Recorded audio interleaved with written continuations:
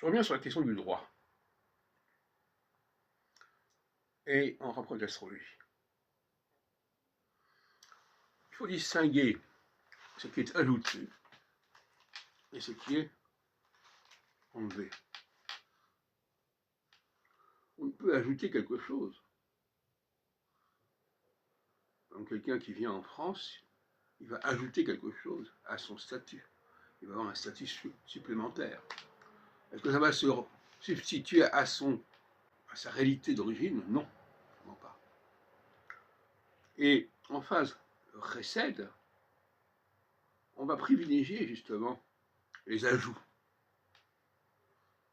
C'est ce que j'appelle l'addition. On va ajouter quelque chose.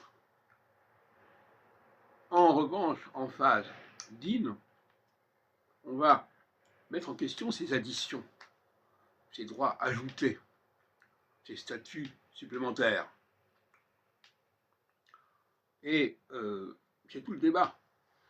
Donc quelque part, l'astrologie tient un discours sur le droit, puisqu'elle relativise le droit. Elle relativise. Elle dit oui, c'est vrai, à un certain moment, en phase récède, on peut ajouter des droits, mais ces droits sont toujours précaires, sont toujours temporaires.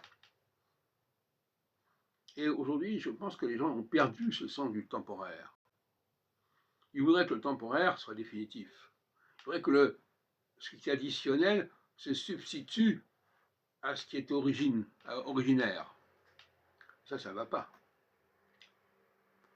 Donc, le mariage, par exemple, est un changement de statut pour la femme. Ce n'est pas l'homme qui change de statut, réellement, c'est la femme.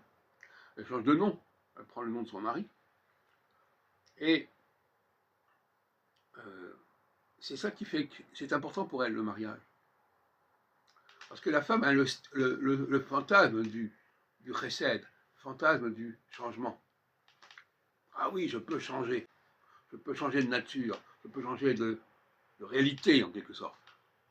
On tombe avec l'idée de Freud, l'opposition entre le principe de réalité et le principe et la réalité elle-même, le principe de fiction. Le droit est dans la fiction. Il y a une fiction juridique.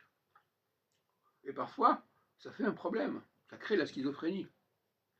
Parce qu'on a un papier qui dit ça, et la réalité, elle n'est pas ça.